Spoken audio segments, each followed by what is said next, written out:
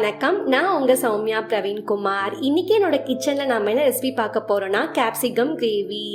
சப்பாத்தி, நான், ரொட்டிக்கெல்லாம் ஒரு சூப்பரான சைட் டிஷ். இது எப்படி பண்ணலாம் பார்க்கலாம் வாங்க. இதுக்கு ஒரு பேன் வச்சிருக்கேன். அதில் எண்ணெய் ஆட் பண்றேன். எண்ணெய் நல்லா காஞ்சதும் கட் பண்ணி வச்சிருக்க கொடை மிளகாவை இது கூட ஆட் பண்றேன்.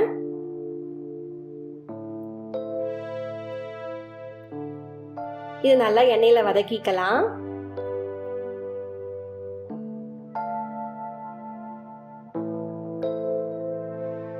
நல்லா வதங்கிருச்சு. இந்த அளவுக்கு வதங்கணும்.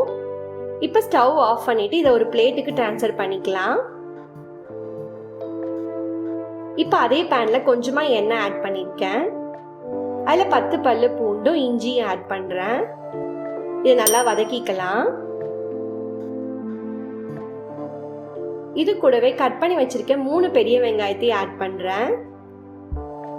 இது எல்லாம் மிக்ஸ் பண்ணிட்டு நல்லா வதக்கலாம். வெங்காயம் நல்லா வதங்கிருச்சு. இப்போ இதை ஒரு பிளேட்டுக்கு ட்ரான்ஸ்ஃபர் பண்ணிக்கலாம். இப்போ அதே பேன்ல கொஞ்சமா எண்ணெய் ஆட் பண்றேன். எண்ணெய் நல்லா காஞ்சதும் கட் பண்ணி வச்சிருக்க 4 தக்காளி இது கூட ஆட் பண்றேன். தக்காளி நல்லா வதக்கிக்கலாம். தக்காளி நல்லா வதங்கினதும் ஆல்ரெடி வதக்கி வச்சிருக்க வெங்காயத்தை இது கூட ஆட் பண்ணிக்கிறேன். இப்போ அதை நல்லா மிக்ஸ் பண்ணிக்கலாம். இப்போ இது எல்லாம் நல்லா வதங்கிருச்சு. இப்போ நம்ம ஸ்டவ் ஆஃப் பண்ணிக்கலாம். இதை நாம அரைக்க போறோம். இது நல்லா ஆறட்டும். இதை ஒரு மிக்ஸி ஜாருக்கு மாத்திட்டேன். அரைச்சிட்டு வந்துட்டேன். இப்போ ஒரு கடாய் வச்சிருக்கேன்.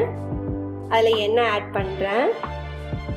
எண்ணெய் நல்லா காஞ்சதும் ஒரு துண்டு பட்டை, 3 கிராம்பு, 1 டேபிள் ஸ்பூன் சோம்பு, 1/2 டேபிள் ஸ்பூன் சீரகம் ஆட் பண்ணுறேன்.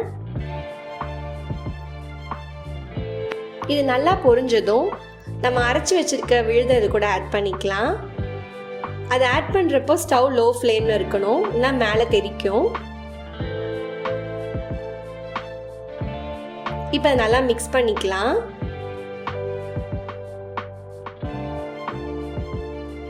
மிக்ஸ் பண்ணிட்டேன். இப்போ உப்பு ஆட் பண்ணுறேன்.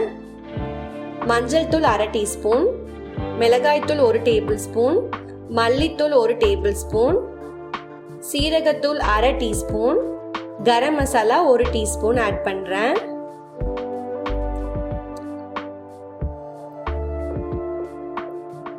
இப்போ இதெல்லாம் நல்லா மிக்ஸ் பண்ணிக்கலாம்.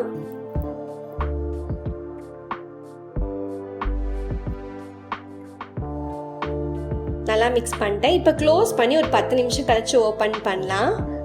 மசாலா பொடியோட பச்சை வாசனை எல்லாம் நல்லா போயிடுச்சு. இப்போ 1 டேபிள் ஸ்பூன் சர்க்கரை ஆட் பண்ணிக்கலாம்.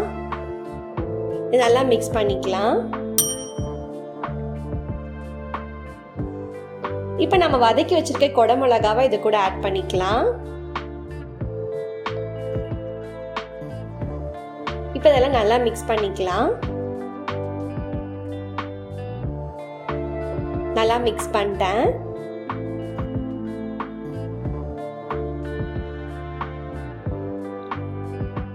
இப்போ இதை க்ளோஸ் பண்ணி ஒரு 5 நிமிஷம் லோ ஃப்ளேமில் வேக விடலாம்.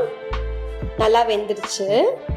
நான் சிகப்பு கலர் கொடை மிளகா ஆட் பண்ணியிருக்கேன். நீங்கள் எந்த கலர் கொடை மிளகா வேணால் ஆட் பண்ணிக்கலாம். 3 கலருமே ஆட் பண்ணாலும் நல்லாயிருக்கும் இந்த கிரேவிக்கு. நல்லா மிக்ஸ் ஆயிடுச்சு.